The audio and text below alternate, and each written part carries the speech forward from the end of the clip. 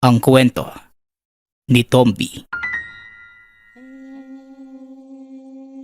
Ang kwentong ito ay hangos sa totoong buhay. Mula ito sa isa nating tagapakinig na itago na lang natin sa pangalang Rodel. Taong 1985, bayan ng Iloilo. Nang mga panahong ito, 22 anyos pa lamang si Rodel. Binatang nognog at nanunuyot ang balat. Dahil sa init ng araw at buong maghapong pangingisda sa baybayin ng baryo. Isang kahig, isang tuka kung ilarawan ni Rodel ang buhay malapit sa dalampasigan. Maagang namulat sa malupit na realidad ng mundo. Kagapay ng ama na si Tatay Danilo sa pangisda.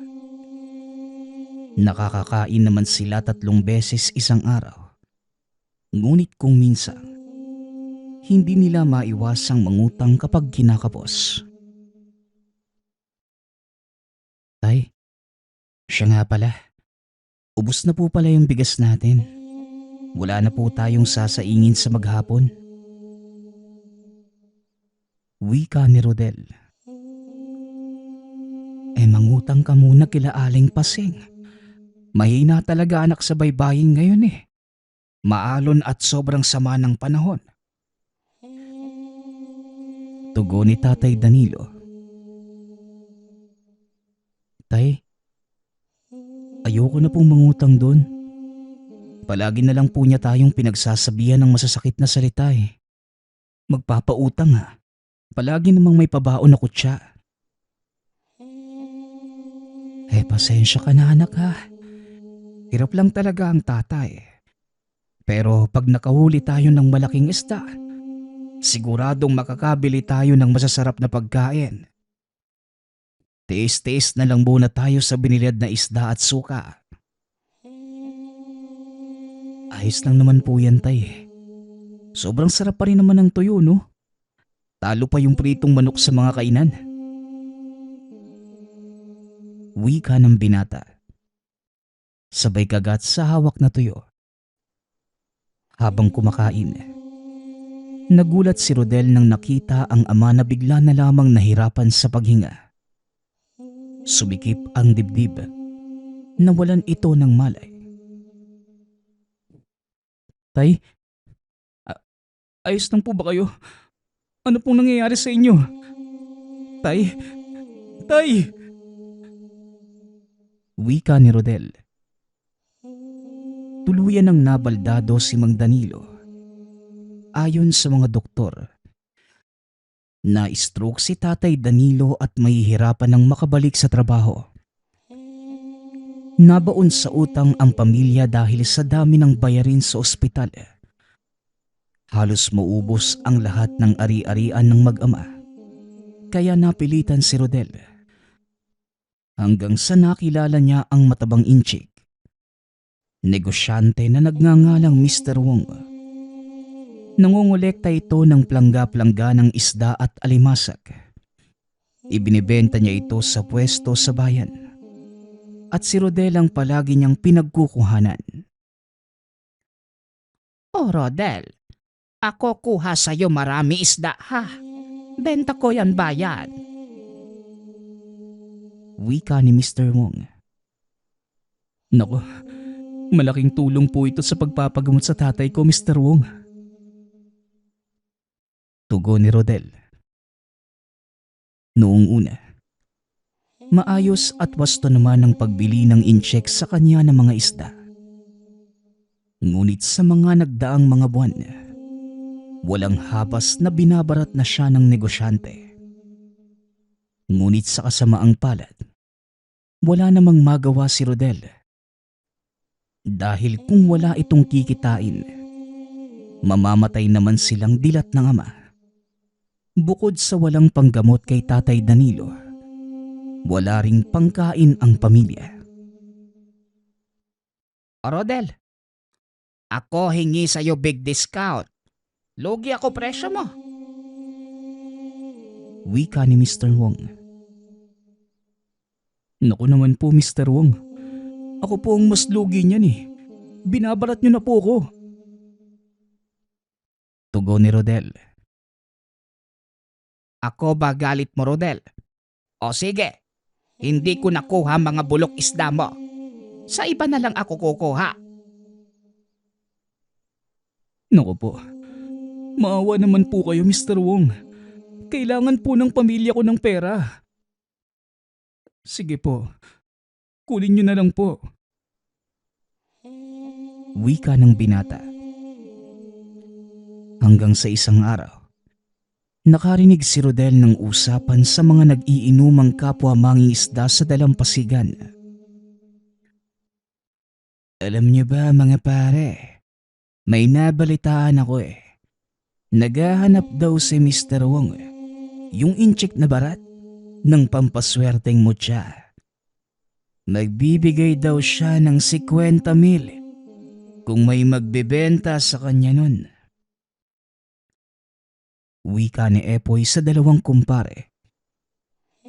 Jesus, maniwala kayo dyan. Ano namang pampaswerteng hinahanap niya? Tugon ni Baldo habang tinutungga ang alak. Mutya ng ngalimasag daw. Yung kalasag, gagamitin niya para mas lumago ang negosyo niya. Tugon ni Epoy. Nako, totoo ba yun? Nako, hindi ako naniniwala dyan. Siguradong babaratin lang tayo niyan. Biro naman ni Aaron sa dalawa. Basta ako, kung mahanap ko yun, siguradong ililibre ko kayo ng alak. Kahit na ilan pa ang gusto nyo. Tugon ni Epoy. Nagtawa na naman ang lahat matapos yun. Nang narinig ni Rodel na may malaking perang kapalit ng isang mutya, naisip ng binata na kagad hanapin ang kalasag. Ang perang makukuha, malaki ang may tutulong sa kalusugan ng ama. Pati na rin makamit ang buhay na hinahangad para sa pamilya. Kagad nang hinanda ni Rodel ang mga kakailanganin sa paglalayag. Nagdala ito ng kakainin sa loob ng 1 linggo at 1 galong tubig para sa pagpunta sa malalim na parte ng dagat. Inilihim niya ito sa ama at sa mga kasamahan dahil baka mag-alala ang mga ito at masira pa ang plano. Walang palatandaan si Rodel kung ano ang itsura ng kakaibang alimasag. Ngunit ang tanging narinig niya, ang isang malapusong kalasag ng alimasag ang dapat mahanap. Dahil doon nagmumula ang kapangyarihan ng kakaibang lamang dagat. Hanggang sa inabutan na ng gabi si Rodel sa gitna ng karagatan. Sinindihan na niya ang dalang sulo na nagsisilbing init at liwanag sa mapanganib na dagat.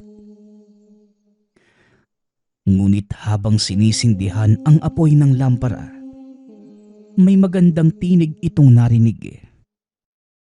Sobrang malumanay. Nakakaantok ang tunog at nakakabighaning pakinggan. Dito naakit si Rodel. Walang ano-ano'y biglang tumalon sa kailaliman ng karagatan. Walang nakakaalam at ni sino man ang nakasaksi. Ngunit nang nakalundag sa dagat, naramdaman na niya ang hangin sa baga niya. Gusto niya sanang abutin ng bangka. Ngunit huli na ang lahat. Dahil may tila mga nilalang na humihila sa kanya para malunod. Sa hindi inaasahang pagkakataon, maswerte namang nakaligtas ang binata sa pagkakalunod. Ngunit pagising niya, tila kakaibang mundo na ang napuntahan. Sobrang ganda. Pati na ang mga bato at mga buhangin ay singkinang na mga diamante at kristal. Ay ko, ang sakit ng ulo ko. Nasa na ba ako? Tanong ni Rodel sa sarili. Hanggang sa may nilalang na kumaway at tumawag ng pansin ng binata. Laking gulat niya nang makita ang maladiwatang babae. Dahan-dahan niyang pinagmasdan mula ulo pababa ng katawan niya. Hanggang sa makita ang buntot ng babae na nakadikit sa katawan nito. Dito niya napagtanto na isa pala itong sirena. Sino ka? Halimaw! Sirena! Tulungan niyo ako! Wika ni Rodel. Tatakbo pa sana ang binata sa takot. Ngunit wala na itong magagawa pa.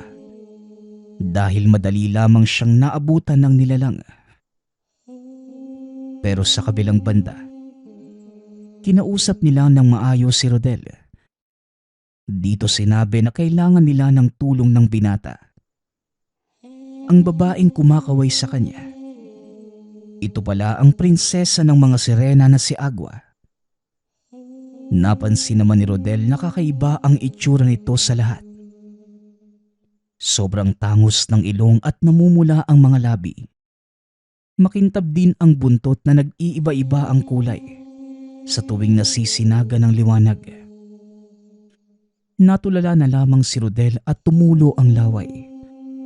Habang pinagmamasdan ang sirena hanggang sa kinausap na nito si Rodel. Ngunit pinigilan niya ang nararamdaman. Namalikmata ang binata at biglang naging nakakatakot ng itsura ng nilalang. Sobrang nakakasuka ang muka at boses lamang nito ang nagbibigay ng ilusyon sa kagandahan ng mga wangis. Huwag kang matakot sa amin, mortal. Hindi kami masama katulad ng pinaniniwalaan niyo. Wika ni Agua. Basta, uuwi na ako sa amin. Hinihintay na ako ni tatay.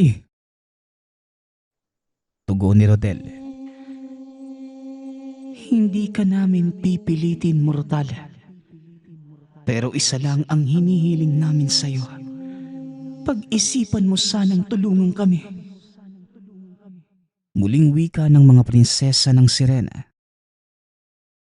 Dahil sa sinabi nito, nakaramdam ng lungkot at awa si Rodel.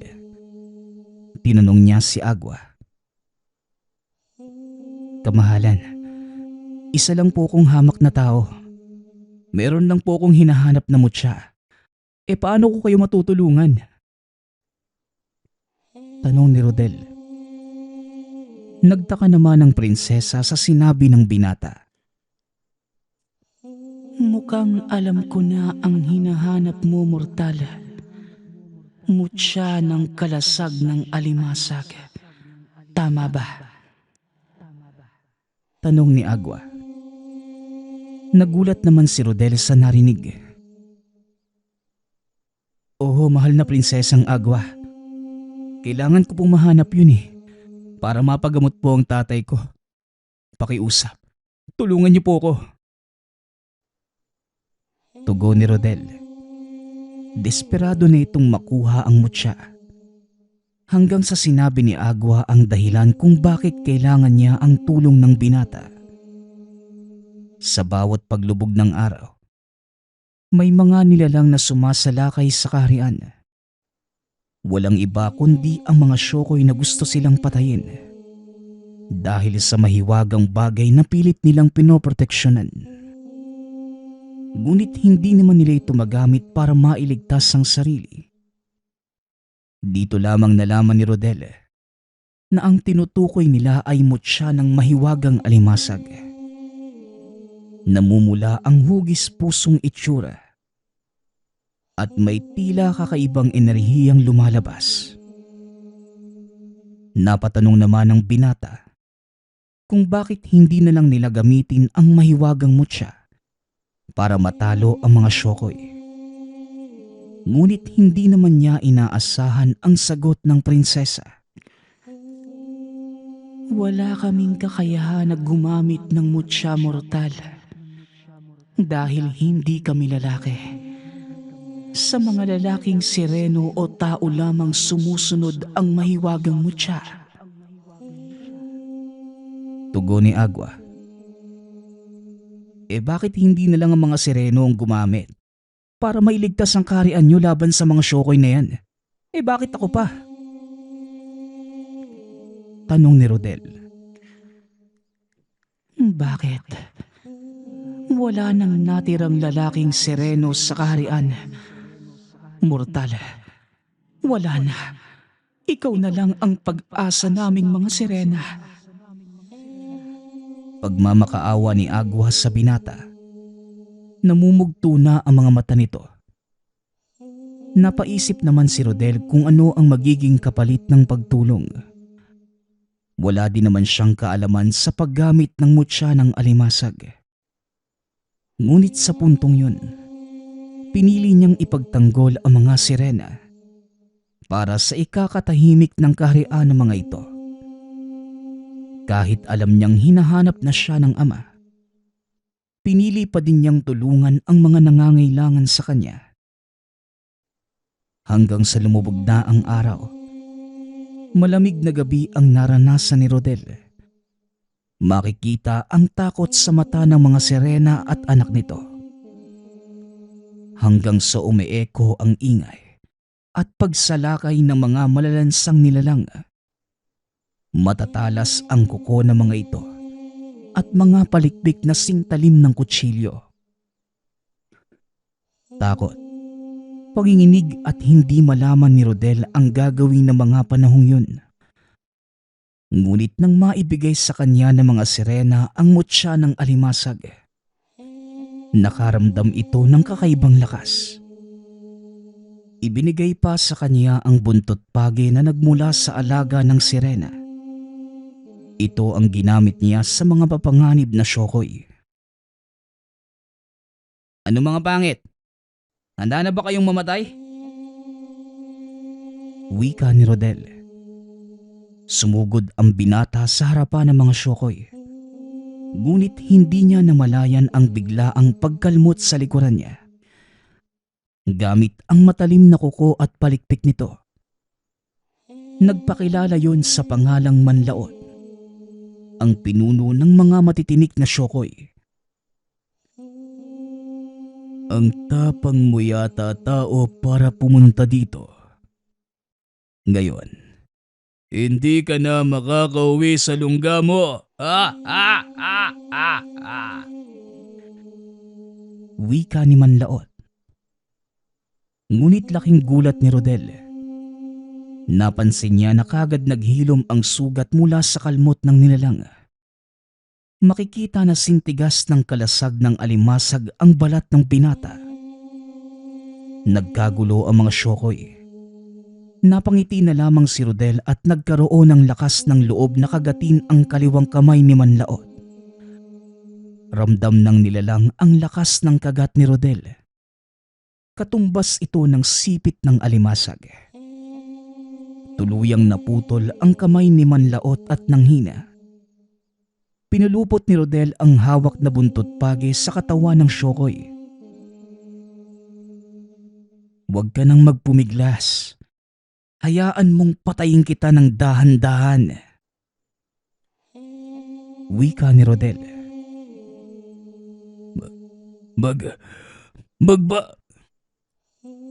Ngunit bago pa man makapagsalita ang syokoy, kusang kumalas ang katawan nito sa talim ng buntot pagi.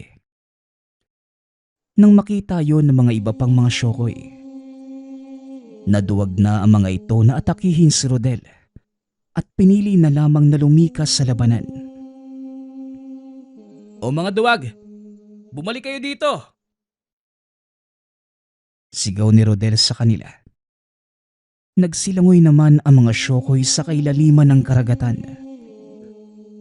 Kagad namang nagpasalamat ang mga sirena sa kabutihan at kabayanihan ni Rodel.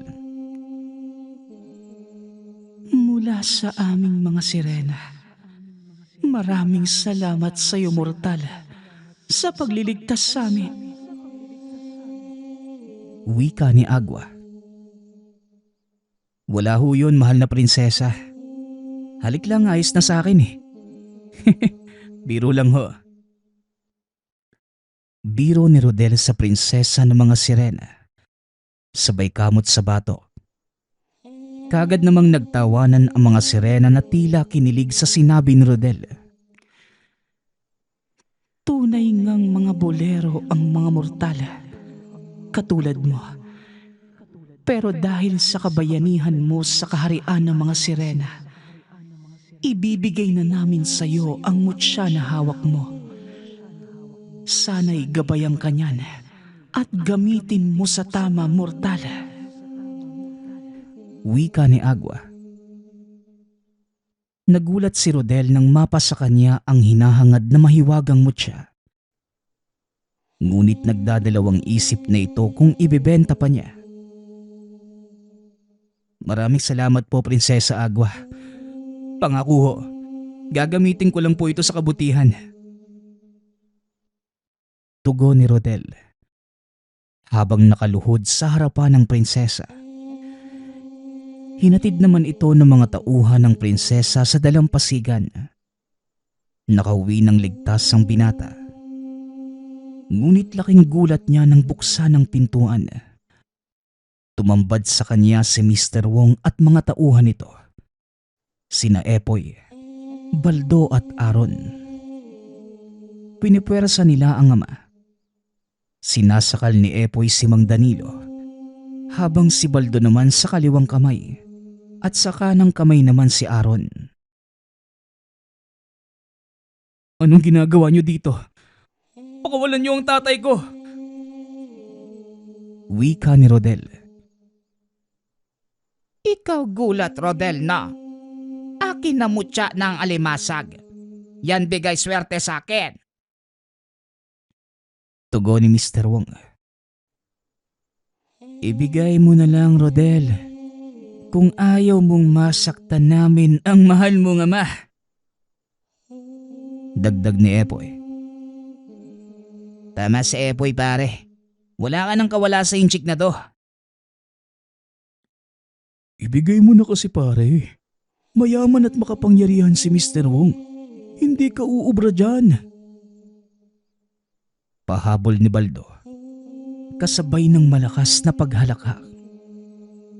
Nadiskubre pala ng mga traidor na barkada ni Rodel ang pagpunta sa karagatan para matunton ang mutya.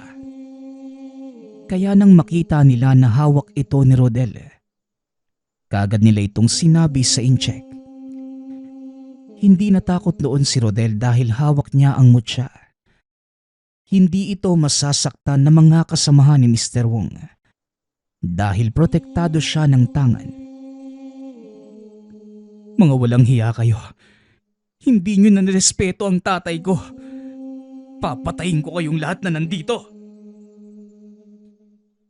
Sigaw ni Rodel habang papasugod sa apat. Ngunit laking gulat niya nang bumunot ng baril ang matabang incheck. Itinutok ang baril sa binata.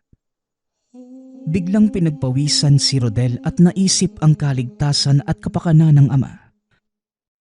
Wala nang nagawa si Rodel, kundi iabot na lamang ang mutya sa incheck. Wag niyo akong patayin. Ito, ibibigay ko na ang mutya. Wag niyo lang kaming sasaktan ng tatay ko. Wika ni Rodel.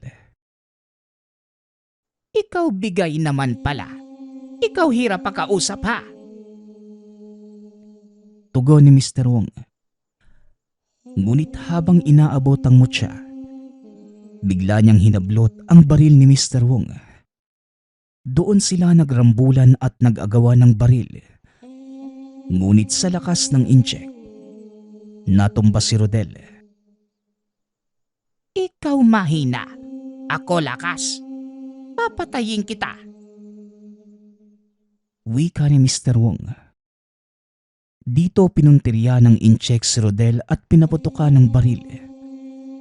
Pumikit si Rodel at nagdasal sa mutya na iligtas siya sa bala.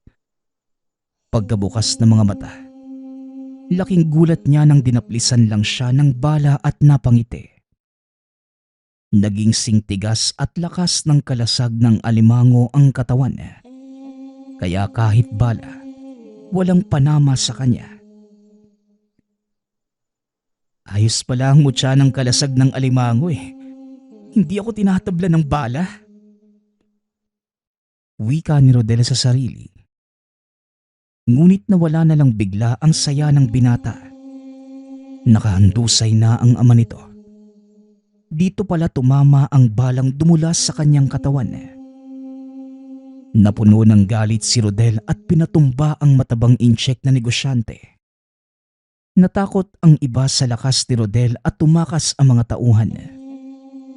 Isinumbong ng binata sa kinauukulan ang lahat ng mga nangyari.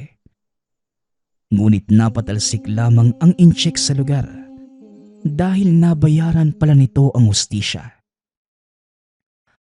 Habang ang 3 barkada ang nagbayad sa pagkamatay ni Mang Danilo, nagsilbing aral ito kay Rodel na huwag sumuko sa buhay.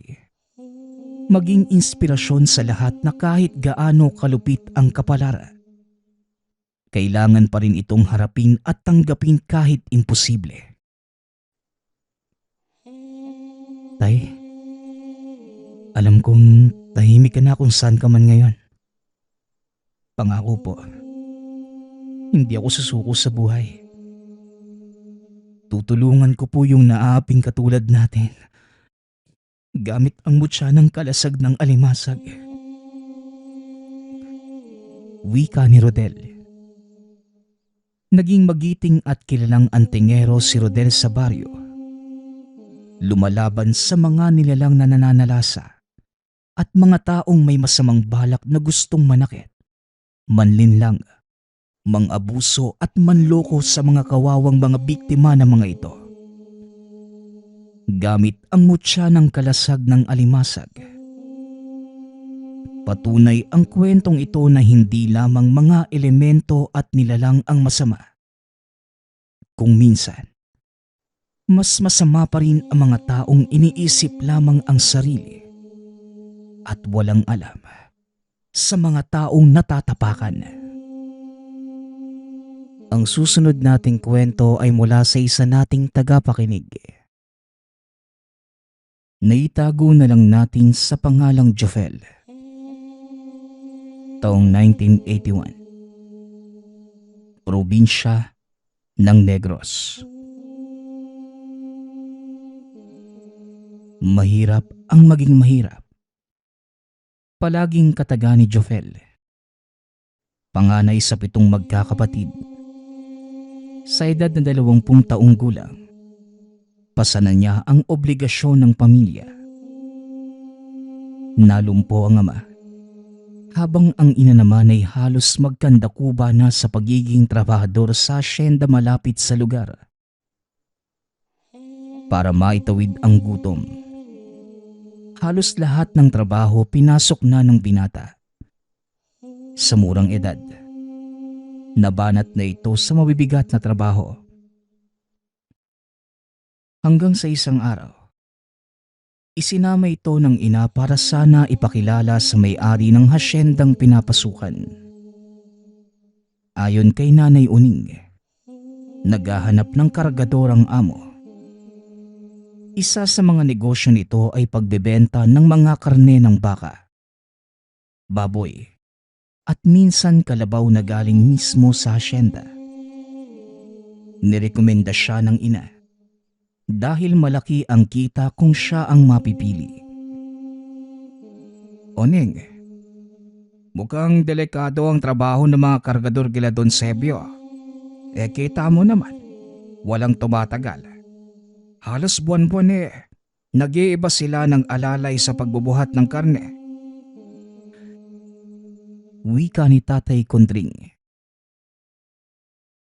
Pansamantala lang namang Kondring, habang naghahanap ng mapapasukan si Jofel.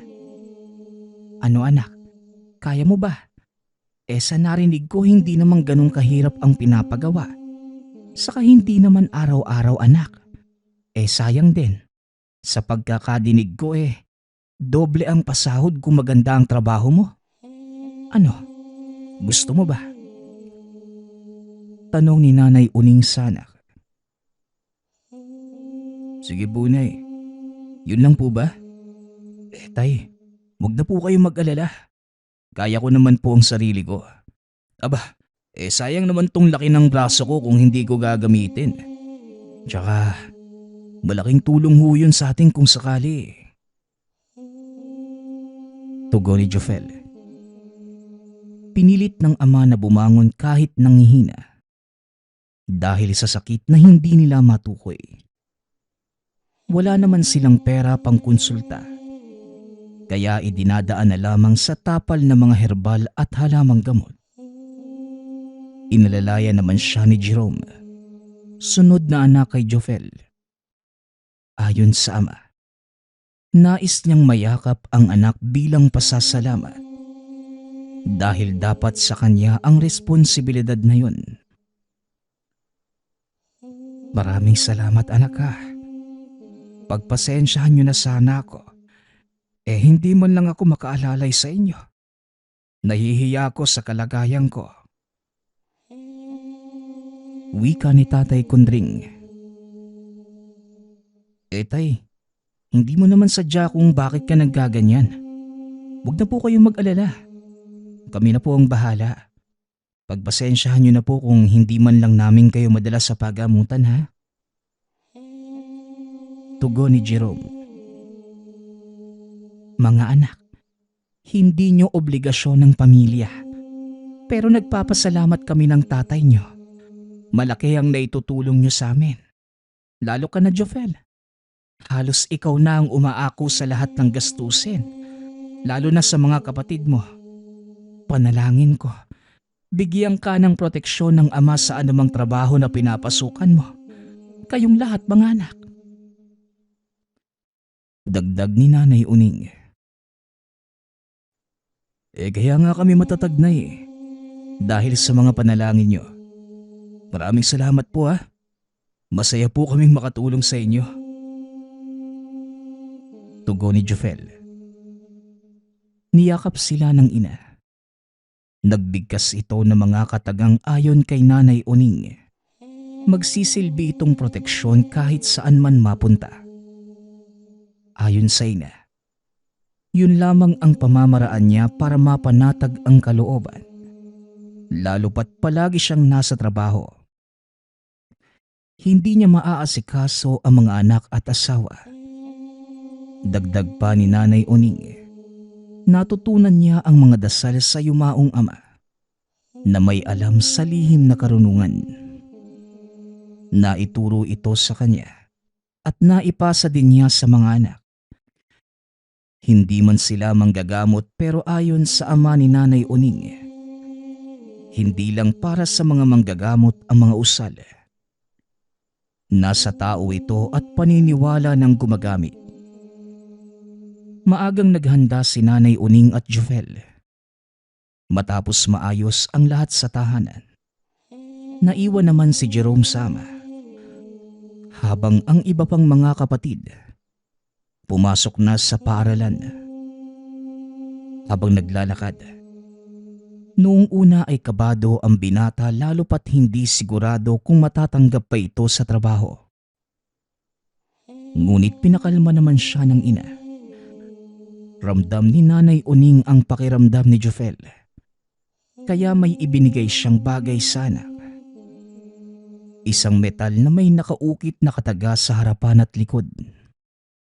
Ayon sa ina, ilagay lamang ito ng anak sa talampakan para mawala ang takot at alinlangan sa katawan. Ano po bang ibig sabihin ng mga nakaukit dito, Nay? Saka, mukhang barya po ito noong sinaunang panahon . Saan po ba ito nanggaling? Tanong ni Jofel. Makakatulong yan sa'yo anak. Huwag mo nang basahin ang kataga. Basta bigkasin mo lang ang mga itinuro ko sa inyo tuwing nagbibigkas ng mga usal pang proteksyon. Gayahin mo lang.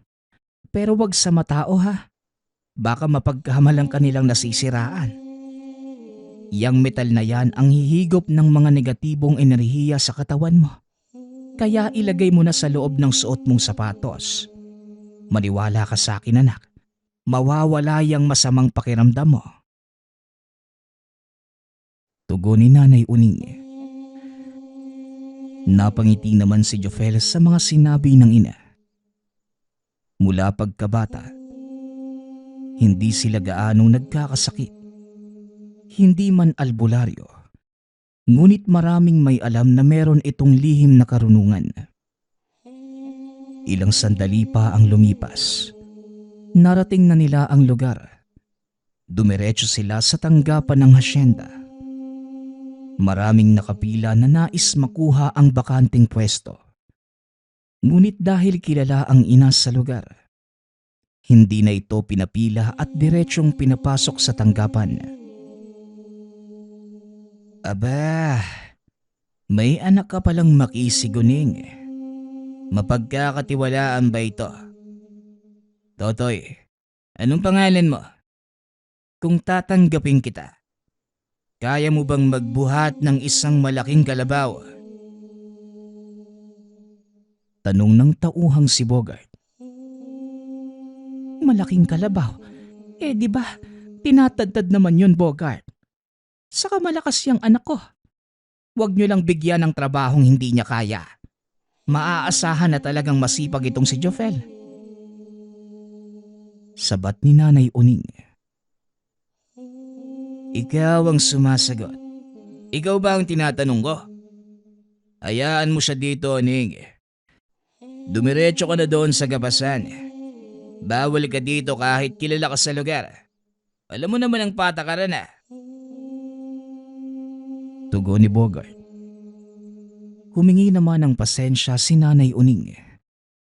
Ngunit napatitig ito sa mukha ni Bogart. Napakunot naman ang noo ng ina. Sa paglalarawan ni Nanay Uning, tila may kakaiba dito. Maging ang amoy habang nagsasalita. Para kay Nanay Uning, na matagal ng tauhan sa asyenda, ngayon lamang niya naramdaman na kakaiba ang presensya ng mga tauhan doon. Tila hindi mapagkakatiwalaan. Bagaman hindi ito ang unang pagkakataon na makaharap ang mga tauhan sa lugar. Ngunit ngayon niya lamang nakita ang kakaibang bilog na mga mata ng mga ito. Hindi din nakaligtas sa pang-amoy ni Nanay Uning ang kakaibang baho na kumakalat sa buong paligid habang nagsasalita si Bogart. O siya anak Jofel, maiwan na kita dito ha. Magkita na lang tayo mamaya. Bogart, pakiusap. Ikaw na ang bahala sa anak ko. Ibalik mo siya sa akin ng buo. Wika ni Nanay Uning. Sige po, Nay. Ayos lang po ko dito. Mag-iingat po kayo ha. Tugon ni Jofel. O ikaw bata. Sige, tanggap ka na. Bobby, isama mo ito sa grupo nyo. Narinig mo ang sinabi ng nanay. Turuan mo sa mga gagawin niya. Ayaw ko ng tatanga-tanga ha. Maliwanag. Sige na, marami pang nakabila. Wika ni Bogart. Kagad namang sumunod si Jofel sa hanay ng mga kargador. Namangha ang binata kung paano magbuhat ang mga ito. Tila hindi tao. Meron pang parang papel lamang na binubuhat ang sako ng baka. Ilang saglit pa, pinakilala na ito sa mga kasamahan. Habang papalapit naman ang mga ito, napapalunok ng laway si Jofel. Hindi lang dahil naliligo sila sa dugo ng hayop, kundi kakaiba ito kung makatitig. At tila kakain ng tao sa talim. Meron pang hindi mawari ang itsura kung galit lamang o sadyang ganun lamang kapangit ang muka. O kalma lang. Siya ang papalit kay Rene. Baguhan ito kaya pakiusap. Makisama kayo sa kanya ng maayos. Ayaw ni boss nagagawa na naman kayo ng... Natigil ito sa pagsasalita. Bata pa. Ayos to. Ilang taong ka na, Utoy? Yan. Yan dapat ang kinukuha ni boss. Bobby, yung sariwa, saka hindi makunat. Wika ni Batoy. Uy, tumahimik ka ha. Kapag hindi ako nakapagpigil, hindi kita papartihan mamaya. Walang gagalaw kay Jofel. Maliwanag? Sana, naging malinaw yan sa lahat. Kasi kung hindi, ako mismo ang puputol sa mga bayag nyo. Utos ni Bobby. Nagyukuan naman ang lahat na tila asong sumusunod sa amo. Inakbayan naman ni Bobby si Jofel at pinakalma. Makikita ang sobrang takot sa mukha ng binata. Ayon kay Bobby, magiging ligtas si Jofel hanggat trabaho lamang ang gagawin at hindi ibang bagay. Napatango naman ang binata bilang pagsang-ayon kay Bobby. Nang araw na yun, nagsimula ding kagad ang binata. Halos walang pahinga ang trabaho. Nakikita niya na tila walang kapaguran ang mga kasamahan. Kahit pag-inom ng tubig ay hindi nila ginagawa.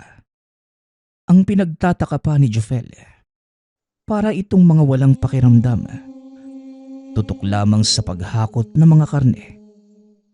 Hindi naman siya nagtatanong kung saan ito nanggagaling. Basta ang alam niya, maraming alagang baka sa asyenda. Ngunit hindi niya inaasahan na tila hindi ito nauubos. Sa isip niya ng araw na yun, tila may kakaiba sa lugar. Hindi man lamang kumain ng tanghalian ang mga tauhan. Kahit merienda wala. Sanay naman sa trabaho ang binata.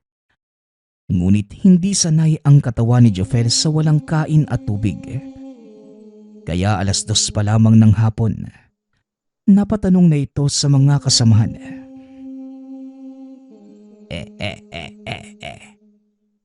Hindi kanin ang kinakain namin dito, bata. At lalong hindi tubig ang pampawi sa uhaw namin. Kung ako sa'yo, magtrabaho ka lang. Ilang oras na lang matatapos na tayo. Huwag mo na lang pansinin ang mga nakikita mo. Yan kung gusto mo bang lumabas ng buhay. Wika ni Batoy. Ganun ba? Pasensya na ah. Naninibago lang talaga ako Saka alam mo na, hindi ako sanay na puro trabaho at walang kain. O siya, sige. Tapusin na natin to. Tugon ni Jofel. Kaya mo yan, bata. Saka, ayaw namin ng lampasahanay. Naiintindihan mo. Sa oras na maamoy namin ang kahinaan mo, alam mo na ang mangyayari sa'yo. Muling wika ni Batoy. Magsasalita pa sana si Jofel. Ngunit biglang hinatak ng isa sa mga kasamahan si Batoy. Tila nag-iiba na ang presensya ng kaharap. Kaagad naman itong naramdaman ng mga kasamahan. Kaya pinigilan nila ito. Lalo pat hindi nila pwedeng galawin si Jofel kung ayaw nilang may mangyaring masama. Nakayukong bumalik sa paghakot ang binata. Ramdam na niya ang pagod, uhaw at kaba dahil sa mga kasamahan. Ngunit kahit ganun, kaunting oras na lamang naman at matatapos na ang trabaho. Mag-4 ng mga panahong yun. Bumalik na si Bobby at may bitbit na papel. Laman nito ang talaan ng oras at mga taong nagtatrabaho. Pinatapos na muna sa kanila ang isa pang truck bago pinahanay para makuha ang sahod sa araw na yun. Nang malamang arawan pala ang pasahod, biglang nanumbalik ang sigla ni Jofel. Lalo pat malaking bagay yun para sa pamilya. Ilang sandali pa, nang matapos nila ang ginagawa, Dumiretso na ang mga kasamahan sa pila. Oh, umanay ng tama ah. Huwag mag-unahan. Alam kong gutom na kayo. Kaya pumila kayo ng maayos nang mabilis tayo matapos. Oy, ako na ang nauna sa pila. Huwag na kayo makiagaw. Bobby, pakiusap. Unahin mo na ako. Nauuhaw na talaga ako eh. Wika ni Batoy. Napatingin ang lahat sa kanya. Makikita sa mukha na tila namumutla na dahil sa uhaw. Maging si Jofel. Halos himatay na sa sobrang gutom at uhaw. Ngunit ang hindi niya inaasahan, ibang uhaw ang nararamdaman ng mga kasamahan. Lalo pa noong may isang katiwala na sinenyasan ni Bobby. Tila may pinakuha at isa-isang binigyan ang mga nakapila. O ayan na. Siguro naman wala nang mauuhaw sa inyo. Ikaw Batoy, kilala kita ah. Umayos ka't huwag kang laging magulang sa mga kasamahan mo. Sita ni Bobby. Yumuko lamang ang mga ito bilang pagtugon. Sa kabilang banda naman, nakaramdam si Jofel ng tuwa dahil mabibigyan sila ng maiinom. Sa hindi inaasahang pangyayari, nanlaki ang mga mata niya nang makita. May balding naglalaman ng mga supot na may lamang malapot na likido. Maliban sa kanya, lahat ay nabigyan. Halos sabay-sabay pa ang mga itong umiinom. Sa paglalarawan niya, hindi naman kulay pula pero tila sadyang iniba lamang ang kulay para hindi niya makitang hindi talaga para sa tao ang inuming yun.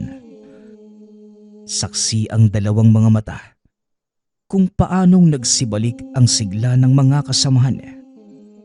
Ang kaninang mga namumutla, napalitan ng ngiti at nawala ang pagod at gutom. Lumapit naman sa kanya si Bobby.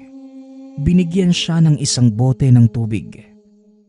Pasimple pa itong nagpaalala sa kanya. Kung mahal mo ang buhay mo at ang pamilya mo, kung ano man ang makikita mo sa paligid, huwag mo na lang pansinin. Nagtatrabaho ng tama ang mga kasamahan mo para mabuhay.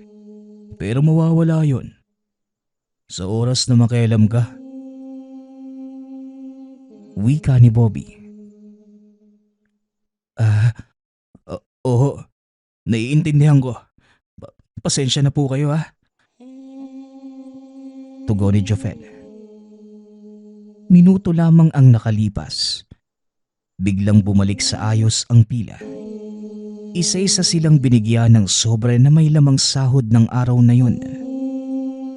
Habang nakapila si Jofel, panay naman ang tingin ni Batoy sa kanya. Kulang na lang ay sugudin niya ang binata. Ngunit dahil takot ito sa amo, kaya hindi niya magawa ang gusto. Sa kabilang banda naman, hindi lingid kay Jofel na may balak itong masama sa kanya. Ilang sandali pa nang maabot sa kanya ang sobre. Laking tuwa ng binata nang makita na halos triple ng sinasahod niya kesa sa ibang pagawaan. Hindi niya inaasahan na malaki pala talaga ang bigay, lalo pat ang dami nilang hinakot. Magtatanong pa sana si Jofel, ngunit biglang may kumalabit sa kanya. Huwag kang lumakad sa labas na walang kasama. Kung gusto mo pang makalabas ng buhay, sumabay ka sa amin. Dalian mo, malapit na ang oras nila.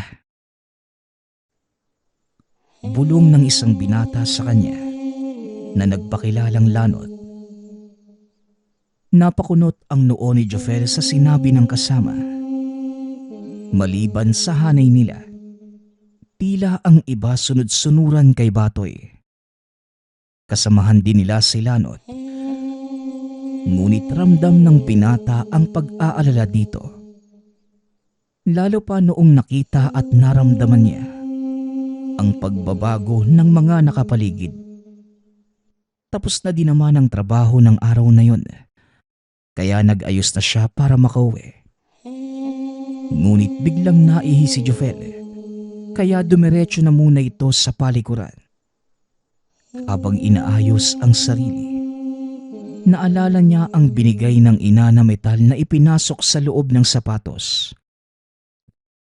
Natawa na lamang siya nang maalala ang bili ni Nanay Oning. Habang nag-aayos ng sarili, inaayos din ng binata ang pagkakalagay ng metal. Naisip niya na sa bahay na lamang ito tatanggalin. Maya-maya pa, palabas na sana ito nang may marinig siyang tinig sa katabing silid ng palikuran.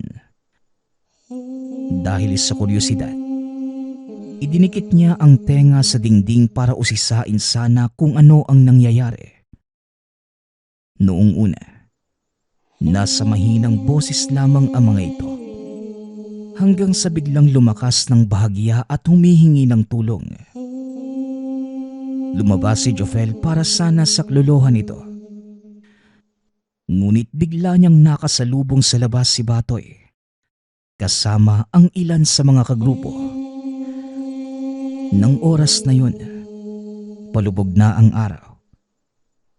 Maliwanag pa naman sa labas, ngunit unti-unti nang dumidilim ang paligid. Kapag siniswerte ka nga naman umuwi na ba si Bobby? Wala nang protektor sa lugar. Mga kasama, pwede na nating gawin ito. Wika ni Batoy. Imbis na makaramdam ng takot ang binata, may kung anong nag-uudyok sa kanya na lumaban. Nang oras na yun, wala na itong pakialam sa sarili. Basta mailigtas ang taong kailangan ng tulong. Nanlaki ang mga mata niya nang makita. Nagiba ang figura ni Batoy.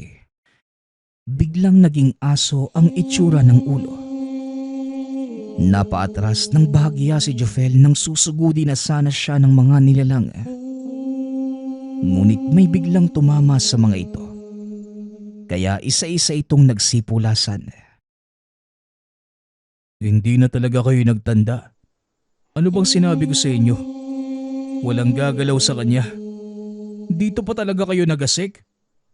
Kapag hindi kayo tumigil ngayon pa lang, tatapusin ko na ang mga buhay nyo. At ikaw naman, Jofel, kanina pa kita pinapaalis Bakit bumalik ka pa? Wika ni Bobby. Namumula ang mga mata nito. Galit na galit si Bobby sa nakita. Ngunit kahit ganun, hindi pa rin nagpatinag ang binata. Bagkus tumayo ito na walang takot at dinipensahan ng sarili.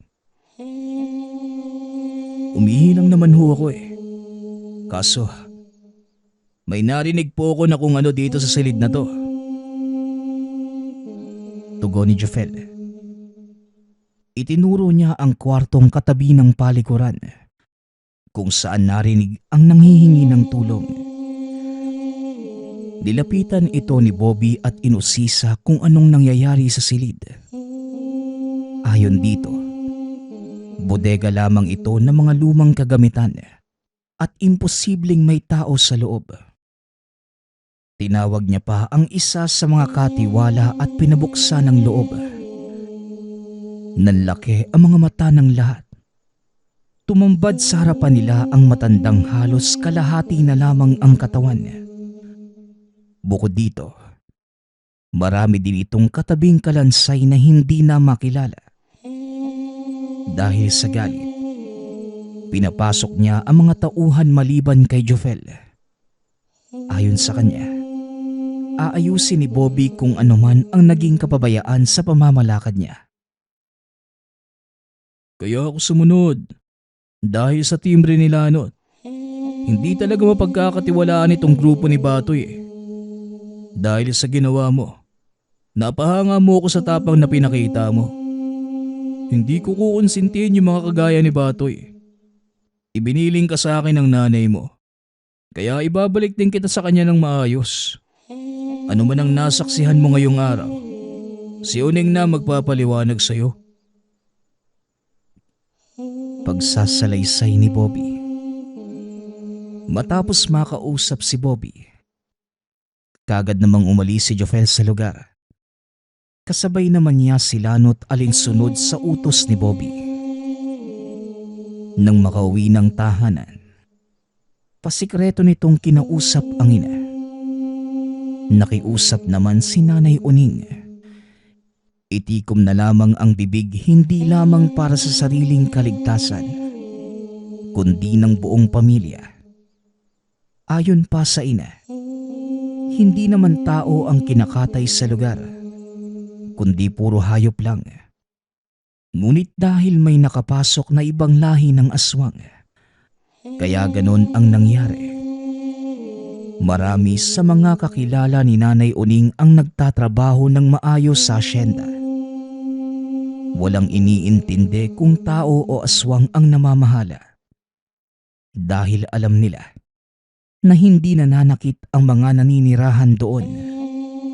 Na tiyempo lang na naihanay ang anak sa maling grupo. Kaya naman humingi ng pasensya ang ina. Ngunit ganun pa man, hindi nagalit ang binata. Lalo pat naging daan ito para maisaayos ang sistema ng hanay na napasukan. Malaki ang naitulong ng asyenda sa buhay ng pamilya ni Jofel. Ngunit hindi nagtagal. Umalis din siya sa trabaho. Nabalitaan niya na hindi talaga nauubos ang mga halang ang kaluluwa. Katulad ni Batoy. Sa kasalukuyan, nasa ibang bansa na nagtatrabaho si Jofel, maging ang iba pang mga kapatid. Ngunit may mga pagkakataong nailalahad niya pa din ang istorya. Hindi man kapanipaniwala sa karamihan, ngunit naganap sa kanya noong kabataan. Bago matapos ang ating kwento, nais ko sanang i-shoutout si Ariel Olea. Maraming salamat sa pakikinig. Nagpapasalamat nga pala ako sa lahat ng sumusuporta sa ating channel. Nawa ay patuloy niyong suportahan at pakinggan ang ating mga kwento. Hanggang sa muling pakikinig. Paalam.